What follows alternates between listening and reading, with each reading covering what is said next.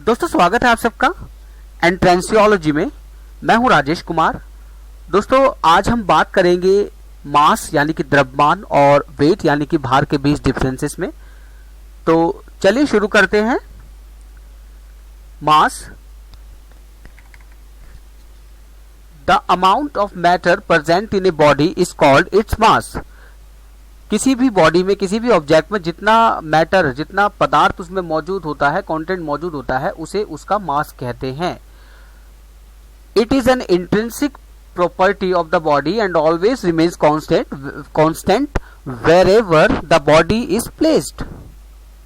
ये हमेशा सेम रहता है। जो मास होता है, किसी भी जो कंटेंट मौजूद होता है किसी भी ऑब्जेक्ट में, वो हमेशा सेम रहता है, चाहे वो कहीं भी रख दें, चाहे वो हम किसी भी ऑब्जेक्ट को धरती पर रख दें या चंद्रमा पर ले जाकर रख दें या जुपिटर पर ले जाकर रख दें, वो मास जो है वो हमेशा किसी भी ऑब्जेक्ट का सेम रहता है और ये कभी भी जीरो नहीं होता है। Mass of A body is measured in kilogram etcetera.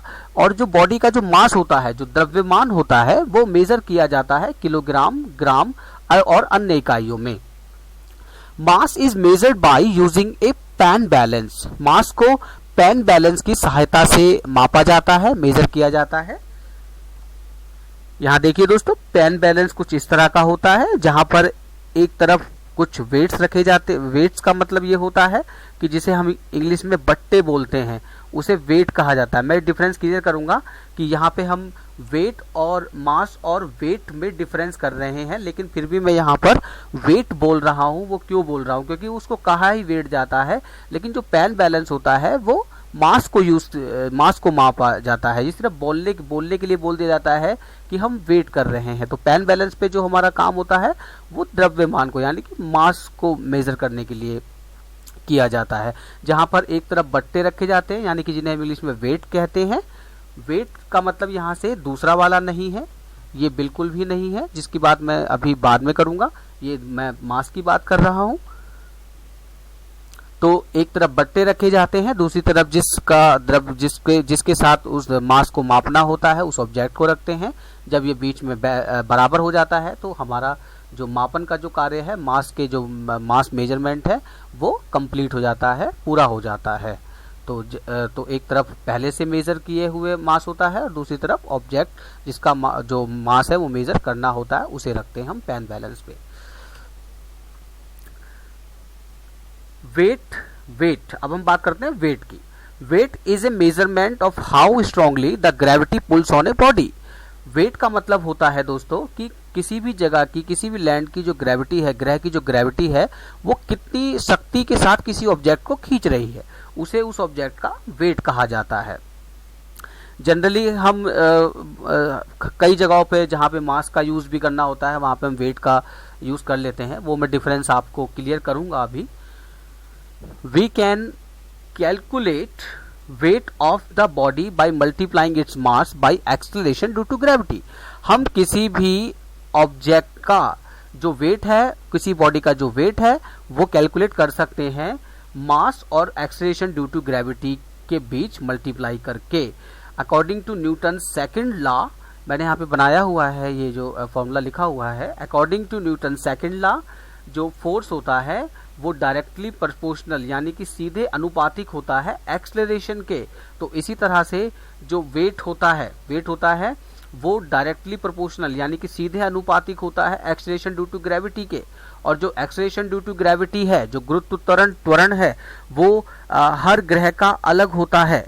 यानी कि धरती किसी भी चीज को, किसी भी ऑब्जेक्ट को एक अलग ग्रेविटी से खींचेगी, जुपिटर किसी अलग ग्रेविटी से खींचेगा, मार्स किसी अलग ग्रेविटी से खींचेगा, चंद्रमा किसी अलग ग्रेविटी से खींचेगा। तो जो वेट है, वेट जो है वो बदलता रहता है और ये डिपेंड करता है कि डिपेंड करता है कि कोई भी वस्तु, कोई भी ऑब्जेक्ट कहाँ पर रखा हुआ है। तो वेट जो है वो स्थिर क्वांटिटी नहीं होती है, स्थिर नहीं होता है वेट किसी भी ऑब्जेक्ट का। अब यहाँ पे देख सकते हैं वेट को हम न्यूटन में कैलकुलेट करते हैं। वेट W से भी डिनोट किया जाता है। M का मतलब हमने मास लिखा हुआ है, मास किलोग्राम और ग्राम में मेजर किया जाता है। और एक्सेलरेशन जो G है वो एक्सेलरेशन ड्यू टू ग्रेविटी है। अब देखते हैं weight is measured in newton the equation above clears that the weight of the body differs by place. तो जैसा मैंने आपको बताया कि किसी भी ऑब्जेक्ट का जो वेट होता है वो इस बात पे डिपेंड करता है कि वो कहाँ रखा हुआ है और वहाँ की जो एक्सेलरेशन ड्यू टू ग्रेविटी है, यानी कि जी का मान वहाँ पर क्या है, किस जो शक्ति से जो है वहाँ का जो लैंड है किसी भी ऑब्जेक्ट को खींचता है, क्या है वहाँ की एक्सेलरेशन ड्यू टू ग्रेविटी, यानी कि गुरुत्व त्वरण। Weight is measured by using spring balance. जो वेट होता है दोस्तों वो स्प्रिंग बैलेंस का यूज करके मेजर किया जाता है। स्प्रिंग बैलेंस दोस्तों कुछ इस तरह का होता है जो वेट को मेजर करने के काम आता है। आप देख सकते हैं, आप में से बहुत से लोगों ने देखा भी होगा। स्प्रिंग बैलेंस है, यहाँ पे कुछ जो है मात्राएं लिखी हुई हैं और यहाँ पे किसी भी सामान को लटकाया जाता है, ऑब्जेक्ट को लटकाया जाता है और उसका वेट किया जाता है। एक नोट करने वाला पॉइंट मैंने बनाया है, the methods for measuring mass and weight may be interchanged if gravity is known and same as it is on earth. तो जैसा कि मैंने आपको बताया कि कहीं पे हम द्रव्यमान का यूज कर लेते हैं, कहीं पे वेट का यूज कर लेते हैं, तो ये दोनों इंटरचेंज होते रहते हैं क्योंकि अर्थ पे जो जी का मान है यानी कि गुरुत्व त्वरण है, ग्रेविटी है, वो सेम है हर जगह पर। तो इसलिए जो है हम जो है वेट जो किया जाता है, वेट का यूज हम बहुत जगह कर लेते हैं। द्रव्यमान कहीं यूज करना होता है वहाँ पे वेट का भी कर लेते हैं क्योंकि वो उसी क्वांटिटी के, यानी कि जो जी का मान धरती पर है वो है 9.8 मीटर पर सेकेंड स्क्वायर। तो इसके अकॉर्डिंग हम इन दोनों मात्राओं को इंटरचेंज भी करते रहते हैं, लेकिन उसका जो मान होता है वो सही होता है। जैसे हम द्रव्यमान के लिए वेट इंग्लिश में बोल देते हैं, लेकिन उसका जो मापन होता है वो द्रव्यमान होता है, और जबकि वेट जो है एक अलग क्वांटिटी होती है, लेकिन हम यूज़ इसको कर लेते हैं। द्रव्यमान के जो बट्टे होते हैं उनकी जगह पे हम वेट का यूज़ भी कर लेते हैं।